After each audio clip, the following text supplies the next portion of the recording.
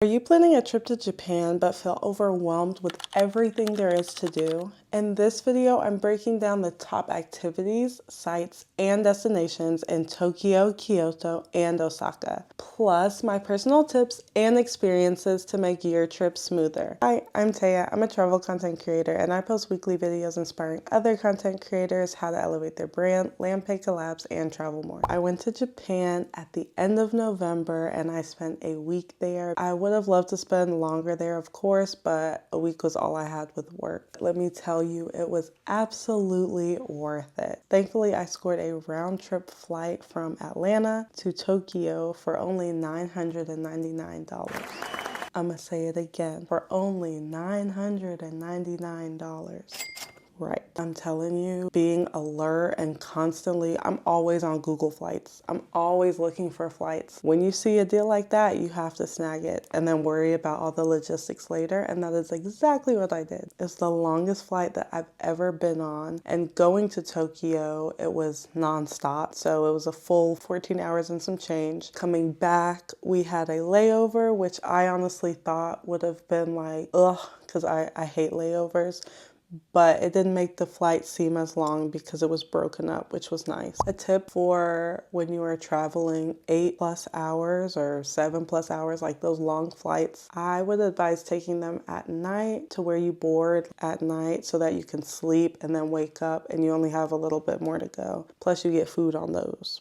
For Japan, don't be afraid of layovers. They can definitely help you out some. And make sure your flight departs your home city at night. Here are some travel tips for visiting Japan, adjusting to the time change. This wasn't as difficult as I thought it would have been. I was tired, of course, but the night before my flight, I did not sleep because I wanted my body to get used to the time change. I just wanted to be exhausted by the time that I got on the plane, so I would just knock out. So I ended up just staying up. But that night before was so difficult. I remember I was packing. I think I was making a YouTube video at the time, but it was so late and I just wanted to make it through because right now in Atlanta it's 6:34 p.m. and in Tokyo it's 7:34 a.m. So a 12-hour time change. You just really have to thug it out and push through. My bedtime is 9 p.m. but I pulled that all-nighter and then I made sure to adjust to Tokyo's schedule like once I got there. So don't go to sleep until it is nighttime in Japan. Google Translate is a lifesaver. This is the first country I've been to where I don't know a lick of the language. Google Translate, Google Translate, Google Translate. Make sure that you have the language downloaded so that you can use all of the cool features like taking pictures of menus so that they can translate it, or taking pictures of signs, or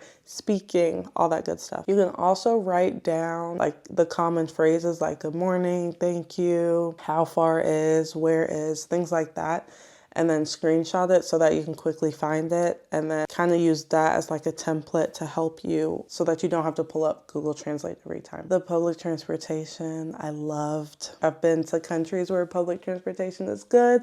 I've been to countries where public transportation is confusing, and I've been to places where it is just horrible, and it was very enjoyable in Japan, very easy to like navigate, a lot of signage. Even though some of the train stations were huge, like the one in Kyoto, there's a lot of people there that can help you and point you in the right direction. Look into getting a Suica pass. Yeah, look at this. I still have 8 yen. But look into getting a Suica pass because you can use it like Apple Wallet or Apple Pay and literally just tap in as you're going through. Fun fact, you can also use Suicas for the storage lockers. The bullet train. It's the Shinkansen. It was so fast. It was so smooth. If you're traveling from Tokyo to Kyoto or Tokyo to Osaka, I definitely recommend taking the bullet train because it can make a 6-ish, I believe, hour trip 2 hours. And then of course at the train stations, especially the ones that I saw in these major 3 cities, they all had storage lockers. Some of them are a little bit more traditional looking, but there's some like the ones that I saw at Kyoto Station that were super fancy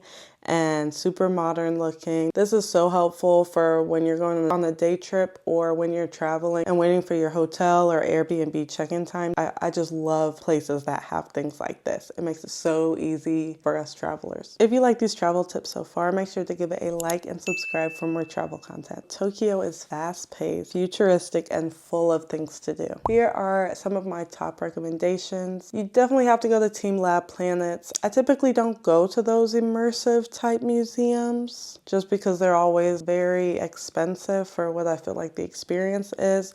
But I really liked this experience. I feel like it was very unique. Each of the rooms made you feel immersed in what the subject or the art or the intent was. Pool was the first thing we did when we got to Tokyo. It gave us a nice first impression. Also have to do a traditional tea ceremony. This was high on my list because I wanted to learn about tea, and then I also wanted to put on a traditional kimono and put on all the traditional wear for a tea ceremony. I absolutely loved it. And it was nice to get to learn more about the tea ceremonies, the history behind it, the traditional ways to make matcha, and the traditional tea ceremony desserts. The Sensoji Temple was also a cool experience. We pretty much just walked around the area and explored, and it was great to see everything and all the vendors. The temples in Japan, you pretty much have to go to a good chunk of them because each of them are unique and special in their own way. We also did a sumo show, which was fun because it had like a traditional hot pot with all you can eat, so you could pretty much keep ordering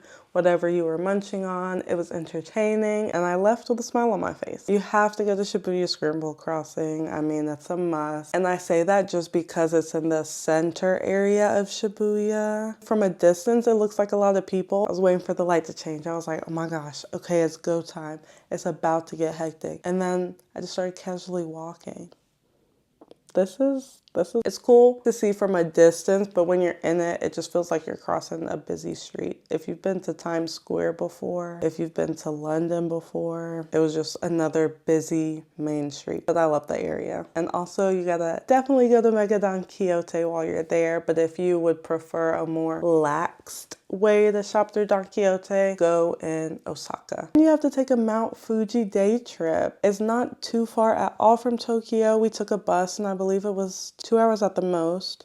So you definitely have to go explore the views and the culture and how things are in the Mount Fuji area. Have you been to Tokyo, or is it on your bucket list? Which spot would you want to see first? Kyoto was so different from Tokyo. It's slower paced and full of beautiful shrines and temples. The nature there, everything. The Fushimi Inari shrine, those are those famous orange reddish gates that you see anytime someone posts about Japan. My tip is to go early so that you can beat the crowds. I'm pretty sure you're gonna want to take some pictures, so definitely want to get there early. The Gion district was such a beautiful historical area to explore. It's perfect for walking around and just seeing how the traditional historical part of Kyoto is. You might even spot a geisha. I didn't though. The Nishiki market, if you're a foodie, you have to go. I prefer this market over the Tsukiji market in Tokyo. Honestly, I love this market and everything I tried was 10 out of 10.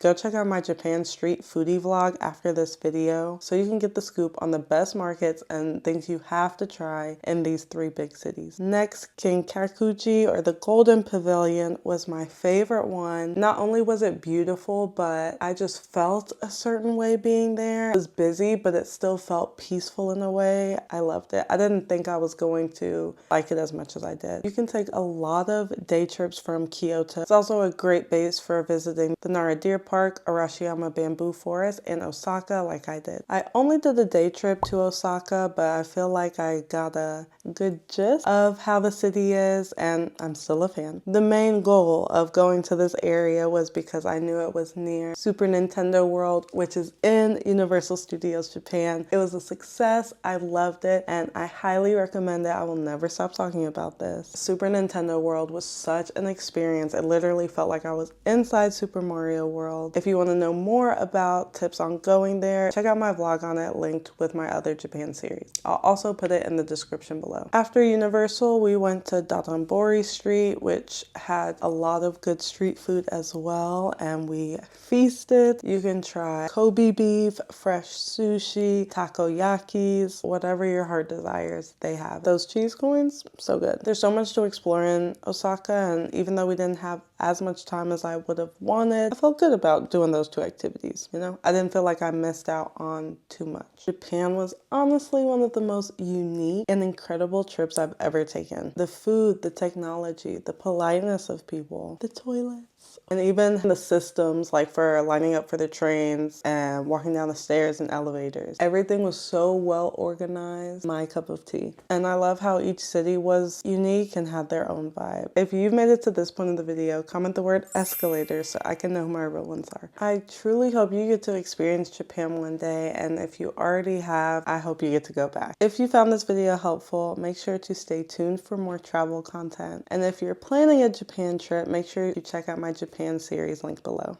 I'll see you next week.